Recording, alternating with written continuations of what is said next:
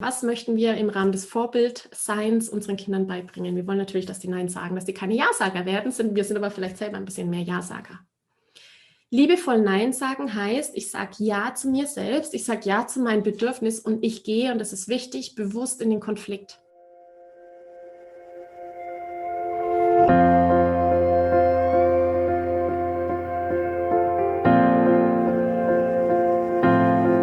Hallo und herzlich willkommen bei Loslassen und gemeinsam wachsen, deinem Podcast rund um bewusste und bedingungslose Elternschaft. Mein Name ist Manuela Festel, ich bin Mama, Mutmacherin und vor allem Mentorin für achtsame Kommunikation und gewaltfreie Konfliktlösung mit Kindern. Und genau darum geht es auch hier in diesem Podcast. Ich zeige dir, wie du deinen Weg in eine bewusste, authentische und bedingungslose Elternschaft findest und Konflikte schließlich mit deinem Kind achtsam, respektvoll und gewaltfrei lösen kannst. Ganz ohne Schimpfen und Bestrafen. Bist du bereit? Na, dann lass uns loslegen. Hallo, herzlich willkommen. Schön, dass du wieder da bist, hier im Studio, bei mir, bei Loslassen und gemeinsam wachsen, zu einem so wichtigen, so unendlich wichtigen Thema, nämlich dem Thema Nein sagen, Grenzen wahren. Wie kann ich liebevoll Nein sagen? Das ist die Frage, die mir eine Mama aus meinem Mentoring Gemeinsam wachsen gestellt hat und die ich so gerne hier jetzt mit dir teile, weil das einfach so wichtig ist, dass es uns gelingt, überhaupt Nein zu sagen und gleichzeitig eben unsere Grenze zu wahren, dieses Ja zu uns selbst. So wichtige Folge. Ich wünsche dir an dieser Stelle einfach viel Spaß beim Reinhören, beim Zuhören, beim drüber nachdenken, beim auch reinspüren für dich, ob es dir gut und leicht fällt, Nein zu sagen und deine Grenzen zu wahren. Ja, und eben einfach mal zu entdecken, was es mit dir macht, in den verschiedensten Situationen liebevoll mit dir selbst zu sein, indem du Nein sagst. Ich wünsche dir ganz viel Freude bei dieser Episode. Liebe Manuela, ich komme immer wieder mal in die Situation, dass ich Nein sagen muss, weil irgendetwas nicht geht im Moment. Es ist zu teuer oder es tut mir weh. Wie kann ich das Nein liebevoll verpacken? Wenn ich liebevoll Nein sagen muss, ja, oder wenn ich Nein sagen will, weil meine Grenze getroffen ist, das an sich ist schon, deswegen gibt es eine Masterclass dazu, ja, das ist so ein bisschen erklärungsbedürftig, was sind Grenzen, wann setze ich Grenzen. Wir sind ja im Eltern-Kind-Konflikt immer in diesem Moment, wo es an die Grenze geht, ja, und das ist dann meine Grenze, das will ich nicht. Da gibt es einfach so ein grundsätzliches Verständnis, habe ich gerade ein Bedürfnis, sage ich jetzt Nein, weil mir das immer so rausrutscht, weil so standardmäßig sage ich einfach Nein und habe es noch gar nicht reflektiert, ob ich vielleicht nicht eigentlich Ja sagen könnte in der Situation. Was hat das mit meinen Glaubenssätzen zu tun und so weiter. Liebevoll Nein sagen heißt, ich sage Ja zu mir. Das ist schon mal das allererste und das ist grundsätzlich total wichtig. Wir müssen Nein sagen können, gerade als Frauen. Wir haben in der Rolle und in der Art und Weise, wie wir aufwachsen, vermittelt bekommen, dass wir brav und nett sind, wir Frauen. Ja, wir sollen viel erfüllen, wir sind fleißige Bienchen, wir kosten auch nicht so viel als Arbeitnehmerinnen. Ja, das ist hier Gender Pay Gap. Sagt euch allen ja was, dass die Frauen nach wie vor 19% weniger Gehalt kriegen bei einer gleichen Stelle und so weiter. Es gibt ja Themen ohne Ende, was die Frauen betrifft.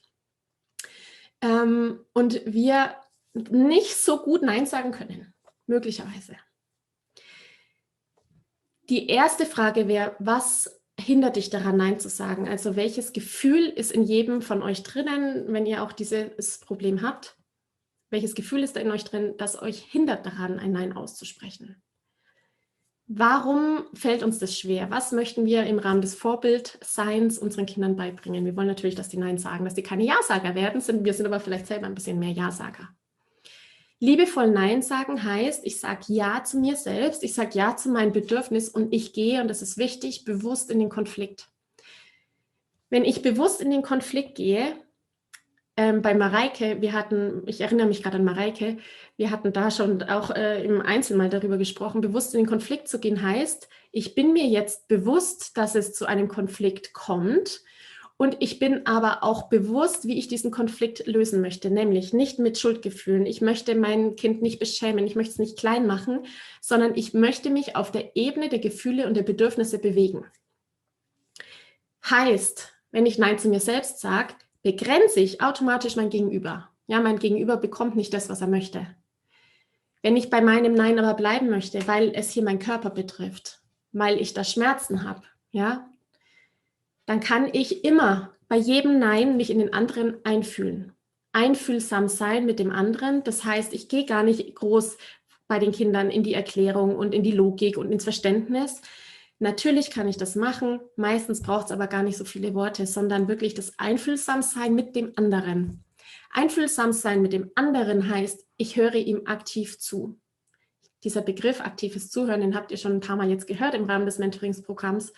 Aktiv zuhören heißt, ich fühle mich ein in dich und ich begebe mich als allererstes auf die Ebene deiner Gefühle. Ich löse mich von meinen Gedanken, ich löse mich von meiner Logik, die ich da jetzt vielleicht raussprudeln will, warum ich jetzt das Nein sage und von meinen Erklärungen und so weiter. Weniger Worte, weniger ist mehr, ist da oft sehr hilfreich. Passiv zuzuhören, Türöffner und so weiter. Mache ich jetzt gar nicht groß im Detail, aber ich kann meinem anderen gegenüber sagen, ich weiß, du möchtest jetzt dies und jenes. Es fühlt sich so unangenehm an, wenn man nicht bekommt, was man haben möchte. Ja, wie fühlt sich dein Gegenüber? Wenn dein Gegenüber weint, darf immer der andere weinen, weil Weinen wichtig ist. Weinen hilft uns, über einen Schmerz hinwegzukommen. Weinen hilft uns, Resilienz zu erwerben, also wirklich aus der eigenen inneren Stärke heraus Neues zu gestalten. Etwa einen Schmerz zu haben und mit Stärke aus dieser Situation herauszukommen. Das sind unglaublich wichtige Prozesse, die Kinder da machen und auch wir Erwachsene machen dürfen. Liebevoll Nein heißt also, ich stehe zu mir, ich stehe zu dem, was ich gerade möchte. Ich stehe dazu, dass ich dich jetzt begrenze, mein Gegenüber, und ich bin aber bei dir. Ich fühle deinen Schmerz und ich stehe aber trotzdem zu meiner Entscheidung. Das ist gleichzeitig auch die Art und Weise, Verantwortung zu tragen. Ja, ich trage die Verantwortung dafür als Eltern, was meine Kinder fühlen, und ich kann das aushalten und ich kann auch danach, wenn das schmerzt, mich ganz liebevoll um mich selbst kümmern. Ja, es kann sein, dass manche Sachen Kinder so schmerzen, dass die so viel weinen, dass mir das selber sehr viel Kraft zieht, und dann darf ich mir Pausen gönnen und darf mir einen Menschen um mich holen, mein Mann vielleicht, der mich in den Arm nimmt und der da sagt, ja, das war jetzt hart und das war schwer, aber ihr seid jetzt über diesen Moment gegangen. Ja, liebevoll sein heißt auch liebevoll mit sich selber sein. Habt keine Sorge davor, dass die Kinder dann einen Schaden annehmen. Im Gegenteil, es ist wichtig, dass Kinder lernen, dass es Neins gibt, damit sie selber Neins aussprechen können. Es ist immer das Gleiche. Wir müssen Dinge vorleben, die wir eben unseren Kindern vermitteln wollen. Und da geht es eben darum, wenn wir Nein aussprechen, wenn wir Verantwortung übernehmen, wenn wir Führung übernehmen, dass die Kinder auch das lernen können, wie das funktioniert, dass sie an uns lernen, auch an unseren Fehlern, die wir machen. Ja, das ist auch wichtig. Wir müssen Fehler machen, damit die Kinder das besser machen können. Unbedingt. Ja, ich will hier niemanden zu einem perfekten, ich bin es eh nicht, oh Gott, ich bin total unperfekt.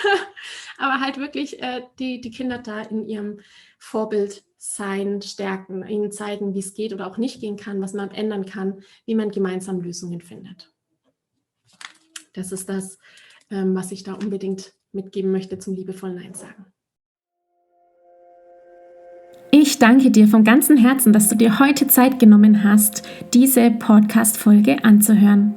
Wenn du noch mehr Impulse, Ideen oder Inspirationen auf deinem ganz persönlichen Weg zur bewussten und bedingungslosen Elternschaft suchst, dann abonniere unbedingt meinen Newsletter oder du folgst mir auf Instagram, Facebook oder Telegram. Eine Frage, die ich außerdem immer wieder bekomme, ist: Manuela, was kann ich machen, konkret, damit mein Kind selbstständig und unabhängig wird? Hier lade ich dich herzlich ein, auf meiner Seite sprachzeichen.de/mit-kindern-sprechen vorbeizuschauen, denn hier findest du meine Vorträge, meine Masterclasses zu unterschiedlichen spezifischen Einzelthemen. Eine davon ist: Ich kann das, wie dein Kind selbstständig und unabhängig wird. In diesem Vortrag geht es vor allem um die 4 Kernbausteine, die Eltern ihren Kindern mitgeben können, damit diese frei werden, sich eigenständig und unabhängig entfalten können, nämlich emotionale Sicherheit, Freiheit, Vertrauen und Authentizität. Wenn dich also diese Fragen quälen, wie kann ich mein Kind unterstützen, Lösungen zu finden, wenn es alleine draußen unterwegs ist, dass es gut alleine zurechtkommt? Wie fördere ich die Selbstständigkeit bei meinem Kind? Wie kann ich Verantwortungsbewusstsein meines Kindes schulen? Und ja, welche Rolle spielt dabei auch das große Thema Vertrauen? Dann schau doch hier unbedingt mal vorbei. Ich kann das, wie dein Kind selbstständig und unabhängig wird, ist mein Vortrag, meine Masterclass, die du 12 Monate zur Verfügung hast, alle Folien downloaden kannst und außerdem ein Gutschein bekommst in der Höhe von 97 € der Masterclass, die du dann innerhalb der nächsten 6 Monate für ein Einzelcoaching oder natürlich auch für mein Gruppenprogramm Gemeinsam wachsen anrechnen lassen kannst. Wenn auch du mal eine Frage stellen möchtest, dann komm am besten auf meine Warteliste von Gemeinsam wachsen, meinem 12-wöchigen Mentoring-Programm von der Wut zu Respekt und liebevollen Eltern-Kind-Kommunikation. Das findest du unter sprachzeichen.de/gemeinsam-wachsen-Warteliste. Wenn dir die Folge gefallen hat, freue ich mich natürlich riesig über einen Kommentar und natürlich, wenn du die Folge bei deinen Freunden und Freundinnen teilst und meinen Podcast abonnierst. Jetzt wünsche ich dir aber alles Gute. Wir hören uns sicherlich bald. Viele liebe Grüße. Ciao, ciao.